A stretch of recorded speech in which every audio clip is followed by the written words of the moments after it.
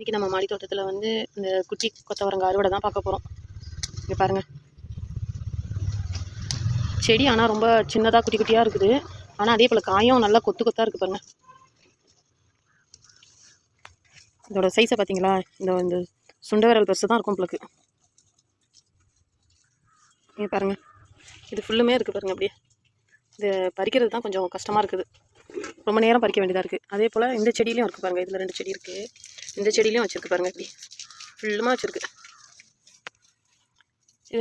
இந்த கொத்தவரங்காய் செடி வந்து 5 செடி இருக்குது. ஒன்று அந்த சைடு இருக்குது, மீதி 4த்தையும் வந்து நான் இப்படி ஒன்றா வச்சுருக்கேன், நம்மளுக்கு பறிக்க வசதியாக இருக்கும்ன்ட்டு. இது பார்க்க தாங்க குட்டி குட்டியாக இருக்குது. ஆனால் வந்து சமைச்சோன்னா வந்து முத்தலாக இருக்க மாதிரி தெரியுது, இந்த விதை வச்ச மாதிரி. இங்கே பாருங்களேன், இப்படி முரட்டாக இருக்குதா. ஆனால் நம்ம வந்து சமைச்சோன்னு வச்சிங்களேன், அப்படியே ரொம்ப சாஃப்டாக இருக்குது. நல்லா ஒரு மாதிரியாக இனிச்சா மாதிரி நல்லா ஆக்கும் போது ஸ்வீட்டாக நல்லா இருக்குது பார்க்க, சாப்பிடக்குள்ள. இங்கே பாருங்கள், நிறையா இருக்குது பாருங்களா. இது ஒரு ரகம் போல். பெரிய கொத்தவரங்காய் கூட கொஞ்சம் ஒரு மாதிரியாக கடுத்தா மாதிரி இருக்கும். ஆனால் இது வந்து நல்லா இனிச்சா போல் இருக்குது. இது வந்து வத்தல் குழம்பு, புளிக்குழம்பு அந்த மாதிரி இதுக்கும் நம்ம புளிக்குழம்புக்கும் போட்டுக்கலாம். அதே சமயத்தில் வந்து சாம்பார் அந்த மாதிரியும் யூஸ் பண்ணிக்கலாம், பொரியலாகவும் யூஸ் பண்ணிக்கலாம்.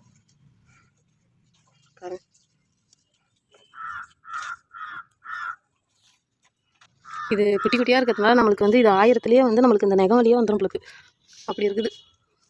பெருசாக இருந்துட்டால் தெரியாது, சீக்கிரமாக பறிச்சிடலாம். இது வந்து சுட்டாக இருக்குது. அதோட இந்த பந்தலில் வந்து மினி பாகக்காய் இருக்குது பாருங்கள். கீழ் தோட்டத்தில் உள்ளது வந்து பெருசாக இருக்கும், இது வந்து குட்டி குட்டியாக இருக்குது. ஒரு மாதிரியாக மிதி பாகக்காய் இந்த ஒன்று இருக்குது பாருங்கள். அதே போல் அங்கே உள்ளரையும் இருக்குது. அதோட இதில் ஒரு வெண்டைக்காய் இருக்குது, இதையும் பறிச்சிடுவோம். இது பாருங்கள், இதுலேயும் இருக்குது வெண்டைக்காய், இதையும் பறிச்சிடலாம். அவ்வளோதாங்க. ஒரு 3 குட்டி பாவக்காய், 3 வெண்டைக்காய், கொஞ்சமாக வந்து கொத்தவரங்காய். இதாங்க இன்றைக்கான அறுவடை.